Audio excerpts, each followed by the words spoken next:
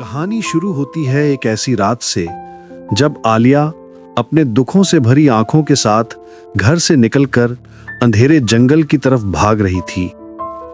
यूं ही भागते भागते उसके कदम रुक गए।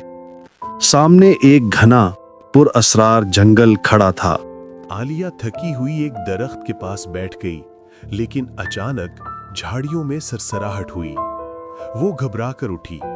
उसने सोचा शायद कोई जानवर है, मगर अगले ही लम्हे एक लंबा स्याह सांप उसके सामने आ खड़ा हुआ।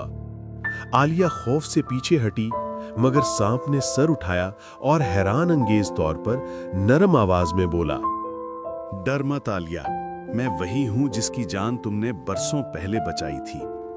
आलिया के कदम जैसे जमीन में धंस गए। यादें पल भर में सामने आ गईं। बचपन में उसने एक जख्मी सांप को पत्थरों के नीचे से निकालकर उसकी जान बचाई। तुम बात कर सकते हो और मेरा नाम कैसे जानते हो?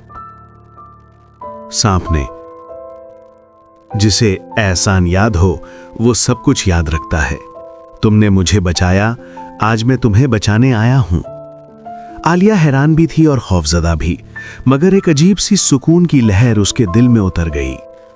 सांप ने धीरे से कहा, तुम तन्हा नहीं हो आलिया, तुम्हारी कोख में जो बच्चा है उसकी हिफाजत मेरी जिम्मेदारी है। ये सुनकर आलिया की आंखों में आंसू आ गए। वो इतनी तकलीफों में थी कि शायद ये अल्फाज उसके लिए जिंदगी का सहारा बन गए।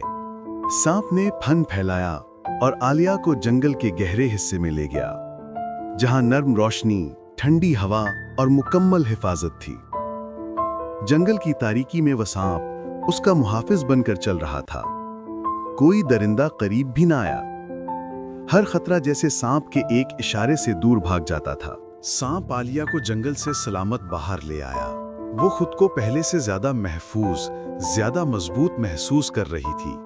आज उसे समझ आया, नेकी कभी बर्बाद नहीं जाती। जो भलाई हम करते हैं वो किसी ना किसी रूप में वापस जरूर आती है।